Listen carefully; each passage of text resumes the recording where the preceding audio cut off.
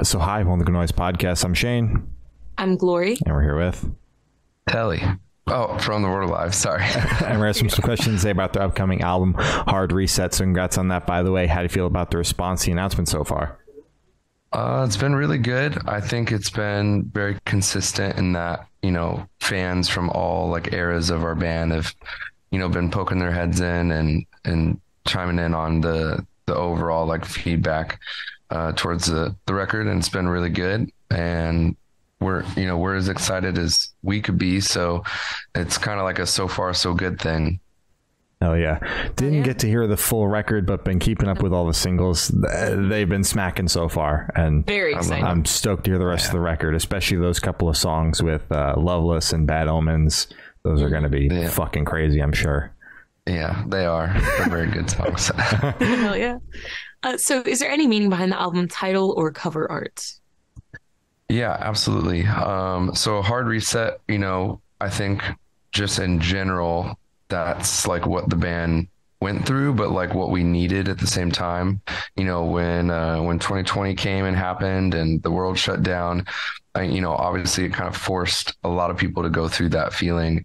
And we had a lineup change, and then there was like a majority of like a record, or at least a record's worth of stuff written that we scrapped, and we just kind of like started over. And we're like, we knew we needed to make an incredible record, a statement record for us, for our fans, but also just, taking the step back. And I was just like, what is the record that I feel like we need to make, that it needs to say what we need to say. It needs to represent the band, moving forward, because this is essentially, like I refer to our discography as like chapters. It's like one big book. At the end of our lives, every song we make is going to be, a look into a time period in our lives where, whether it was stuff that was going on in the world, stuff that was going on with us internally, us personally,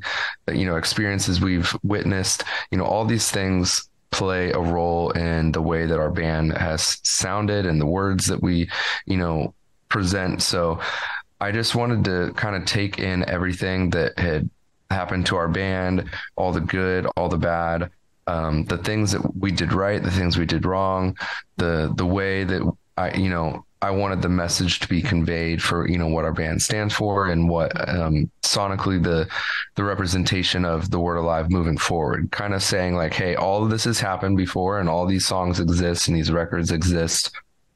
But what would the record sound like that is kind of the culmination of all that, instead of like it being its own thing? Yeah. And so kind of took influence from ourselves and the things that we love about our band and that I feel our fans love about our band, and just tried to write that record. And so that's what Hard Reset like means. It's literally like turning off and then turning back on, and you're like completely refreshed, and you're like, okay, let's build something, from the ground up now. So that's what the title means. The album artwork itself is essentially, this character is the embodiment of the Word Alive, and there's 7 tarot cards representing all the albums that or all the releases we've done. And it's kind of like the Word Alive is being reborn within this world that's kind of broken, and it's kind of post-apocalyptic, because it felt like our world ended. It felt like maybe our career would have to be over, because we didn't know when we were ever going to be able to make music or play shows again. And so coming out of like the depths of like all the challenges we faced to get back to this point, that's just what the art represents. Wow. Oh yeah. We're going to get into the writing process in a little bit, but you guys went through a lineup change, and you mentioned that this is kind of like the album that kind of accumulates and it culminates into like what you guys have kind of been working towards. Was there any sort of like difficulty writing that album like with a lineup change, like fresh off that? You know what? No. And yes, at the same time, I would say like there was definitely like the challenge of, I took over as like the main writer for the band, and, kind of guiding the ship, if you will. And so to not have some of the guys who were, pretty instrumental in, the way that the band sounded. But the thing is, it's like I've been in the band too for 15 years, and I've always been like, oh, this is cool. Oh, that riff's sick, blah, blah, blah. Like, and I know like the styles of, you know, our players within the band, you know, so intimately. Like I would always be the one in the band. It's like, I know what the bass line is. I know what the guitars are doing. I know what the synths are doing. I know what the drums are doing. Like I listen to every layer of the song and, you know, kind of like would pick it apart and consume it, you know, just as like a fan of music myself. So when, you know, faced with this, I kind of told Zach, I was like, I have a vision for this record. And, you know, I shared it with him. He was like, I'm all in. We did some songs together, and those songs are great. I love them. But we kind of took a different approach where it was like, I was going to be creating most of the songs, and then like he would put his spice or twist and be like, hey, I like this. I don't like this. And so it was just like a new approach. So I wouldn't say it was like harder. It was just different. Mm-hmm. And because it was, you know, mostly like me with a producer, it was easier in a lot of ways because like if I didn't feel like it was saying enough, if I didn't feel, even if maybe a guitar part or something was like really cool, Mm-hmm. if it didn't feel like it was connecting with words and you know, something that I felt like was important enough to say, then it got scrapped. And maybe other times it would be like, oh, well, I wrote this really cool riff that I love. And so you like force things in. Like there's no forcing of anything on this whole record. It's just like very cohesive. It's intentionally like the music and the vocals and the lyrics are all like connected a lot more, I would say, because you know, I was like writing with the exact intent of what, you know, I was feeling and whatever story I was trying to tell. So I wouldn't say harder, definitely was a challenge, but mostly it was just different. Okay. So it was basically you kind of fronting the whole thing, bouncing the idea off Zach once you felt confident in it, and then taking it to the studio. Yeah. Okay. Makes sense. And with you doing that and being the main songwriter now, as you said, and kind of guiding the ship for this album, is there any anxiety of you putting this album out because this is like authentically this is your baby? Absolutely. You know, for me, I've said before we had signed with Thriller, before we had a partner in this, I was just like writing with no end date or end in sight. Like I just wanted to write until I felt like we made a record that was the record that like our fans deserve, you know, waiting 3 years now, which is the longest we've ever gone in between albums. Yeah. I put a lot of pressure on myself, but at the end of the day, I believe in the record first and foremost, but fans are going to decide what to do with it. You know, it's like, if it doesn't connect, it doesn't connect. To me, it doesn't take away from what the songs or the album is or means to me. Excuse me. But, you know, music is subjective. So I could think it's the best thing we've ever done. And, you know, maybe people don't feel that way, and that's okay.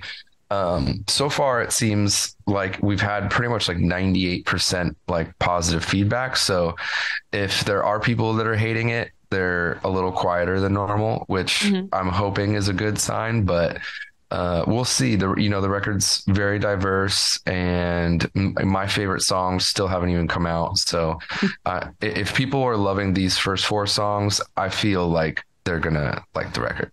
Yeah, I think the haters are staying pretty quiet. I haven't seen a lot of negative speak on the Twitter timeline about this. Yeah, there's always going to be people that like don't like the band or never like got it, never connected with it. There's going to be people who they like 1 or 2 songs, and if they don't sound like that, they don't like it, or maybe they don't like me, or whatever it could be. That's always going to exist. When you've been around 15 years, it's literally impossible. And too, I read this statement the other day, like, if you've been around long enough and no one hates what you're doing, like, you're doing something wrong, because it's not like pushing things far enough. Like, and that means people care. That means people are passionate. And, sometimes even the way people express themselves, is in a negative way. But I just think that's easier sometimes for people than, when you're just enjoying something, you're not thinking of like, oh, I got to go on Twitter and like post about it. Oh, I got to make this thing. It's like, you're just enjoying it and like living your life, which is like the best, thing to do with music. So I hope people love it. At the end of the day, it's going to be up for the fans to decide if they give us another 15 years or not. So. Hell yeah. So what song off this album took longest to write, and which one is your personal favorite? Longest to write? Well, technically because of the date in which I started writing it into completion, Hate Me with Julian was technically the longest. So me and Zach started writing that song. I wrote pretty much the whole base of the song, and Zach did all the sick leads and just all the cool, tasty stuff. In 2019, it was actually a song that we started writing and we were hoping for it to become something on our album Monomania. But the other half of the band, because there's four of us, the other half of the band just didn't feel strongly about it at the time. And, I don't think they saw where it was meant to go. It's like writing a demo is sometimes it's hard because where it's gonna sound and where it's gonna end up. And sometimes people just don't see that, and that's fine.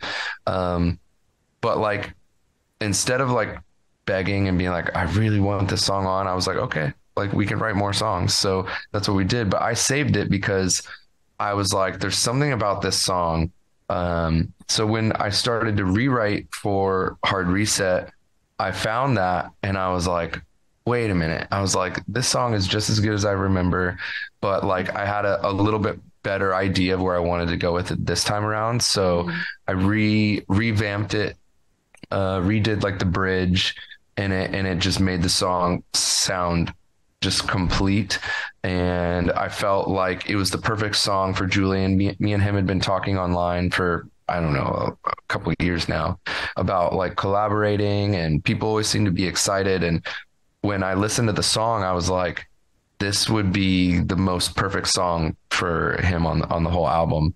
And so I sent it to him, and he sent me a rough idea back in 45 minutes. And I was dude, I was this is so sick. This is exactly the direction. And then he finished, I think, within a day or two and sent the whole thing in. And then we just, it has the most vocal layers of any song The Word Alive has ever done. It's got so much cool vocalization going on. And I'm really excited. He killed it. His part is insane, but I think the song as a whole is just it's a really fun song. It's one of the, I would say consensus top 1 to 3 songs when, we have had people, listen to it. So I'm really excited for people to hear that one. And then my favorite song, it changes, and it probably will for a while, but I would say the last track, War With You, is probably my favorite. It's a unique song for The Word Alive, but it just builds and builds. The whole song gets bigger and bigger, and by the end of the song, it's just really, really, really big, and then it drops out in a way that I hope it makes people want to just start the record all over again. But the way it starts and the way it ends are meant to be connected. So okay. I love when bands do that. I was just about to say that. Yeah. Perfect. So how did the track list for this album come about? Did you guys write the opener to be an opener, closer to be a closer? Did you shuffle around and see what fits? What was that process like? So the opener, Zach started writing that actually, and I came into the studio. He texted me. He's I got this really sick song idea coming out. He's come to the studio. Because at that time, Zach had taken a hiatus from the band. He was working on some health stuff. When he came back, I wanted him to be able to go in the studio and just do his thing free of feeling there's any shoulders or any pressure. So I would start my days at home and I would go to the studio, maybe around like 1 or 2, sometimes a little earlier, but because he likes to do mornings. Yeah, he's a morning person. And so he texts me and he's like, you got to come in. So I come in and I had this concept and he knew about of this concept. I just didn't ever know when I was going to like find something that matched it. And I hadn't yet written it myself, but I came in the studio and the very first time I listened to like what he was working on, I was like, dude, I was like, you got hear me out on this. I was like, this is what I've been like picturing in my mind without knowing exactly how it sounded, for this concept. And that is, the word alive is dead. I think, so that idea came many years ago. I want to say it was on our album Real or maybe Dark Matter. The comments of, the word alive is dead, on YouTube, and people not liking certain songs or certain things. And like, people would try to always like use our name like against us in some weird way. So this is kind of like a tongue in cheek, like it's a hard reset. The word alive is dead. That version of the word alive like is dead. And then it's like, here is this whole record, like starting an album where it says the word alive is dead. People are like, what does that mean? And then it goes into the whole, and then hard reset is second. So that those two are very intentional and written that way. I would say War With You, the second it started being written, I felt like it was probably going to be the last song.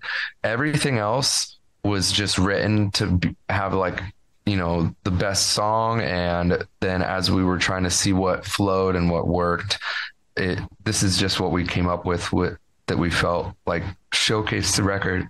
Excuse me. Showcase the record, and it's it's kind of like a wave. It comes up and down. It doesn't just go up and really fast and heavy at the beginning and then it like teeters down. It's like up and down throughout the whole record. Oh yeah. So where was your headspace at while you guys were writing this album? I was doubt, being afraid, being like going from moments of like, am I supposed to, give up right here, to fuck no, I can't give up. And like these songs, I don't know where we're going to find a home for them, or how we're going to be putting them out. But like, there's something here that like is a part of the legacy of the word alive, and didn't want the legacy of the word alive to just be, hey, the world shut down and it killed us. Like, I feel like we owed it to our fans. We owed it to ourselves to present something that we feel is like a complete package of what the word alive is and means and stands for. And so then it started to turn into this like determination of, okay, I'm going to push harder. I'm going to push harder. I'm going to try stuff I've never done. Okay, we do this. I love this. Let's do more of that. Like, it started to become this like exciting thing where once we were further into then more like 2 or 3 songs, once it got to like 6 songs and we're like, these are all really good. 7 songs, this is really good. 8. Once we were like, we went to like, we had to trim down. I think at one point we were in the 20s of like songs that were like could be on the album. So like for us to then be at a point and then we trimmed down. And I think at one point we were like, okay, we have 16, maybe 17 of these songs could easily go on the album.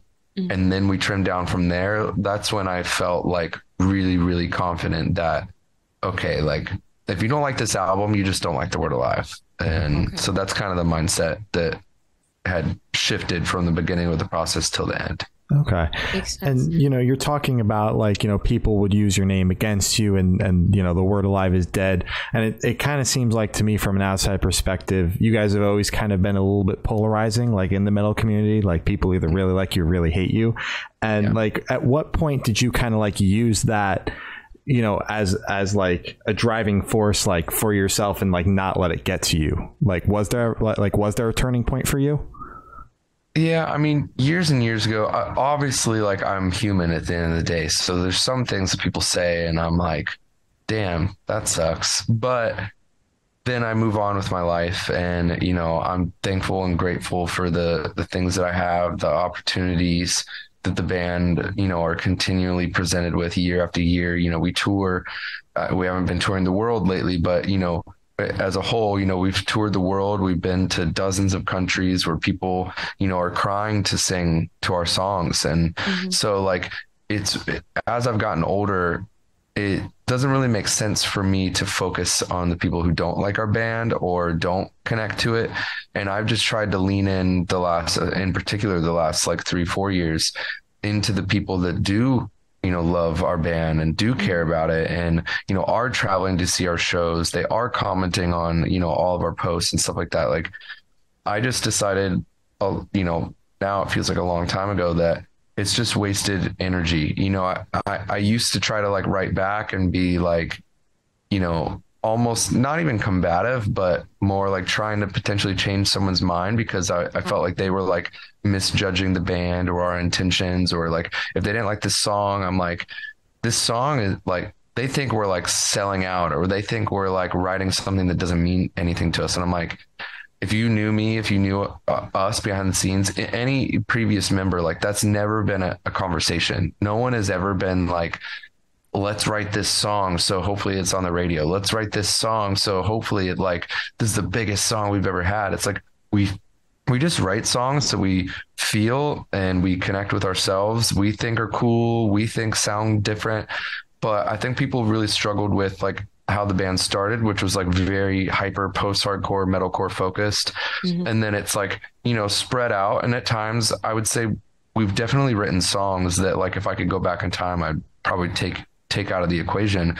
But I think that's just art, you know, like every painting isn't going to be his favorite painting or her favorite painting.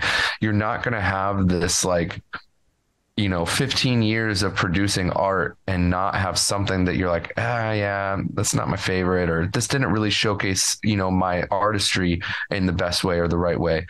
So like, of course we have that, but it was never from like a place of like, we want to write something like this because we think we'll be more successful. Like, I think chasing that dragon, like it never works. And it usually alienates fans and makes it worse. So like in my mind, you know, when people always say things like that about bands in general, like, oh, like you sold out, do this. It's like, it takes courage to write a song that, you know, maybe your fans could not like, instead of like just writing what's working and what they like. You know, it's like, to me, it's like the opposite almost, where every time we took a risk and every time we tried something outside of the box for us, it felt like just a challenge of showcasing the range that we have, because we feel like we've always been a band that we could do more than just metalcore. We could do more than just post-hardcore. We could do more than just whatever this thing is. So we were like, if we can do it, why not? But at the same time, I think like pulling in all of the you know, inspirations that the band have into and influences into a cohesive sound, you know, was really important, especially at this stage in our career, because I do want to define like, what is the word alive to people. And so that was kind of the goal, and it's enabled me to just kind of move on from like the negative side. Fair enough. And the most ass backward thing is like, people don't want the band to change, but then if the band does the same record over and over and over again, people hate that too. So it's like, you can't win. And that's across the board, obviously. Yeah, there's no way. I would say heavy music fans are the most fickle and the most loyal at the same time. It's like it's an anomaly in music. You know, it's like they care so much and they'll like latch on and they can, you know, ride with you so hard, and then all it takes is one song or one album, you know, and maybe they're like, oh, fuck this band, I don't like them, burning the CDs. You know, it's like, it's pretty like extreme. And I just learned that over the years. You know, they're taking it like song to song or moment to moment, and I'm thinking of everything we've done. You know, like we're about to do the Hard Reset tour, our first headliner in like 6 years, I think. And we're playing a song from everything from the first EP to every single release. And in my mind, I'm like, this was the goal. Like, we can play 15 years worth of music in one set, and will have something that you love instead of just this one thing that we could just like sustain, this thing. Like I wanted it to be like this big, almost like a bouquet where you have lots of different types of flowers. Absolutely. Oh, yeah.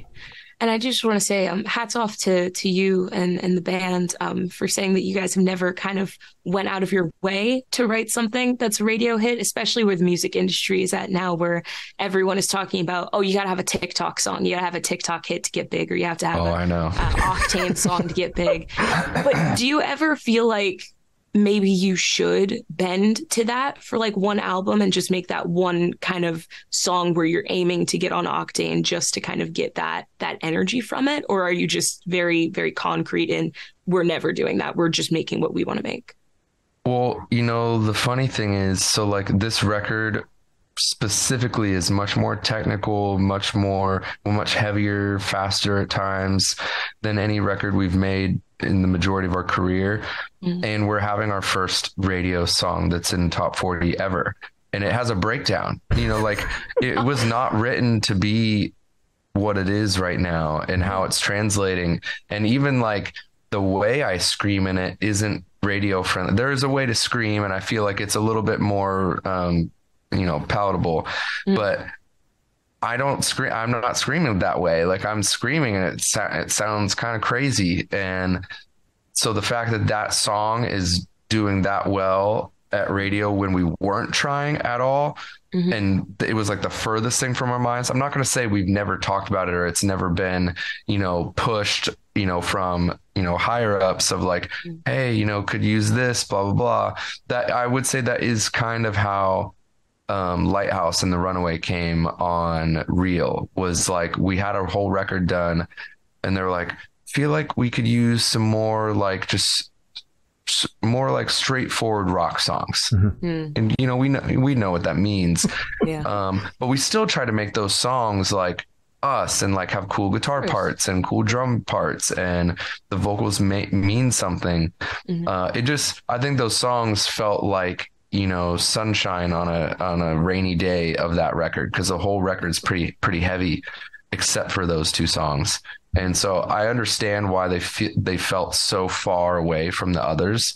But at the same time, it's like Lighthouse, we have thousands of people with like tattoos from the lyrics and they love that song, and it's one of our top 10 biggest songs we've ever had, and it never even went to radio. So it was like it was just consumed by people that are our fans, that like the message rose to the top.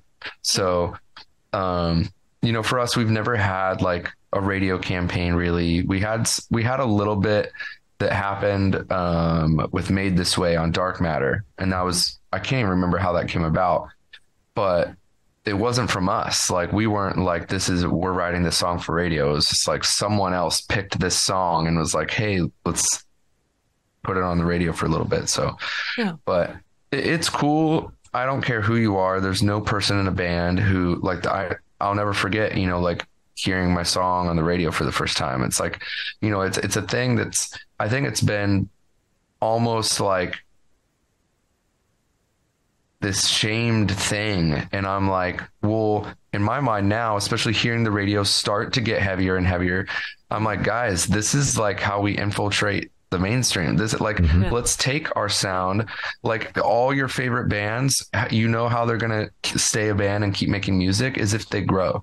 And if they grow because of the radio and there's this new support and, they're getting this stuff, I'm like, that just means your favorite music is going to be able to be made by your favorite bands for that much longer.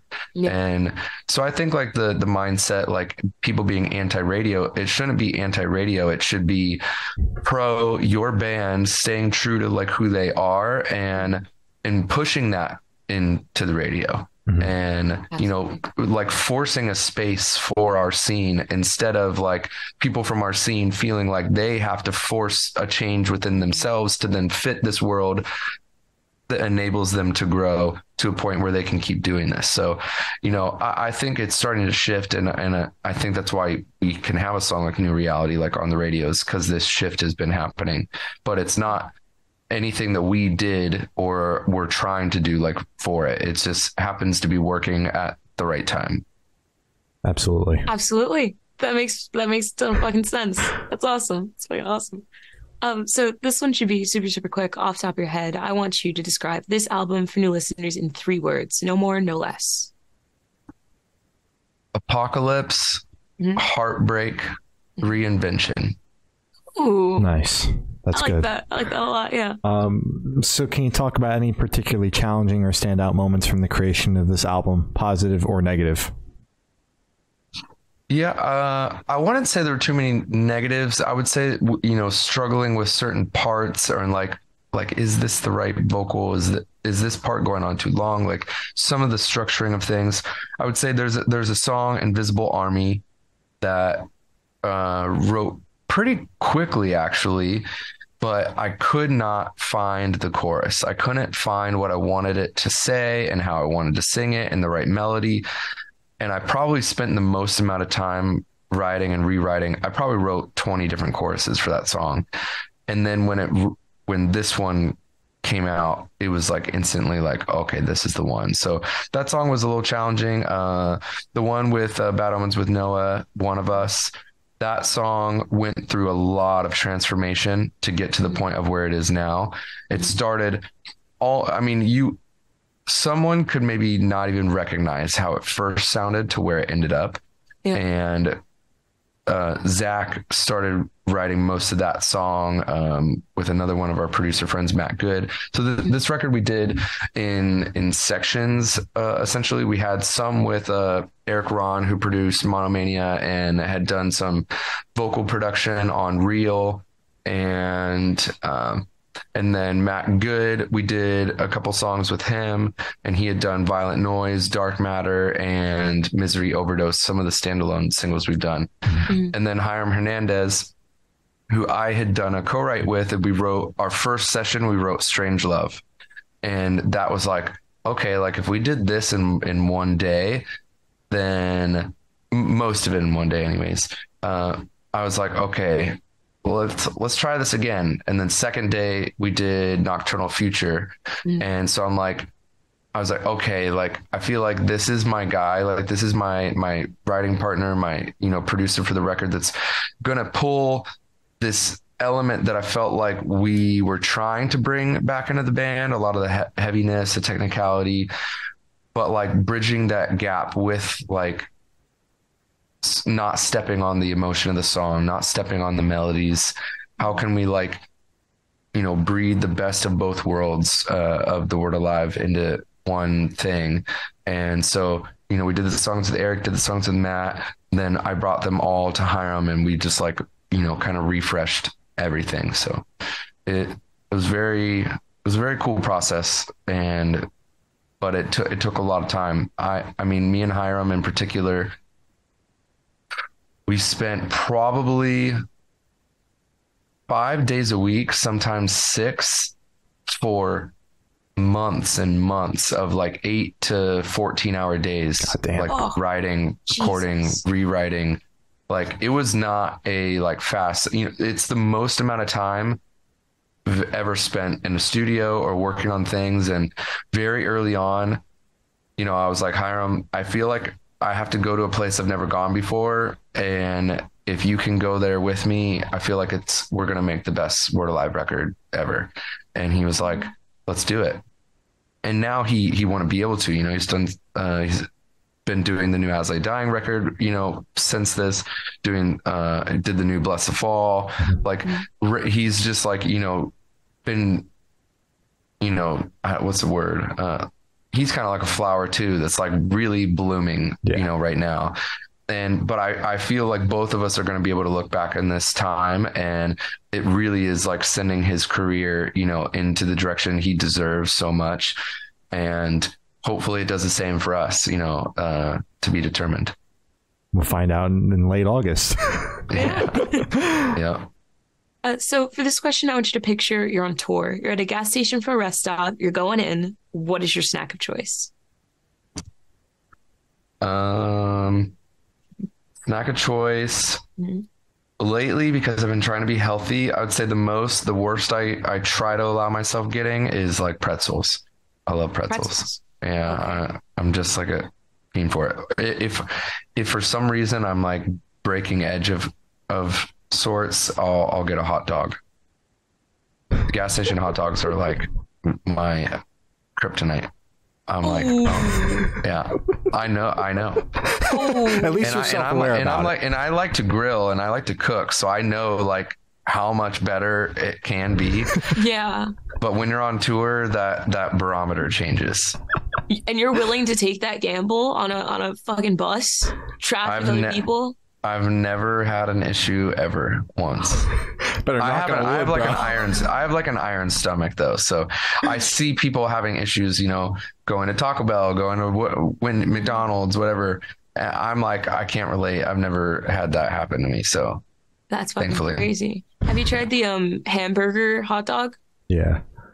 One of the dudes in Chelsea Grin was talking about a hot burger.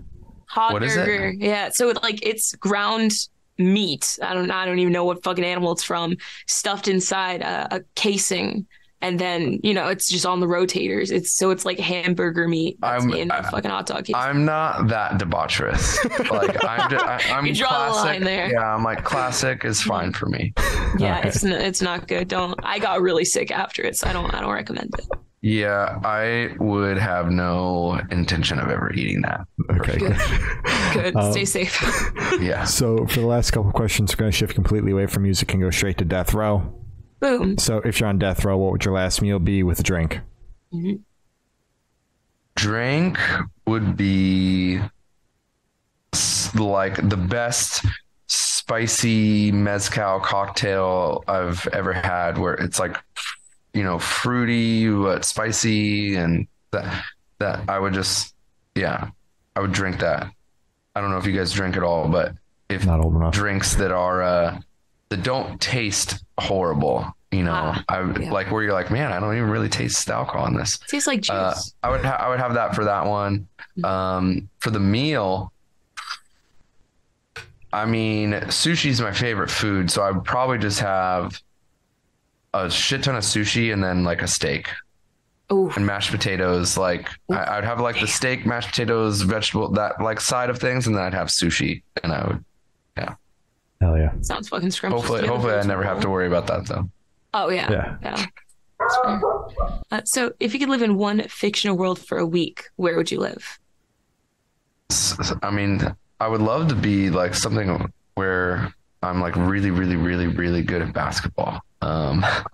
Like, I don't know, like white man can't jump, but like make that me. So what is it about basketball that you just want to be like really good at it?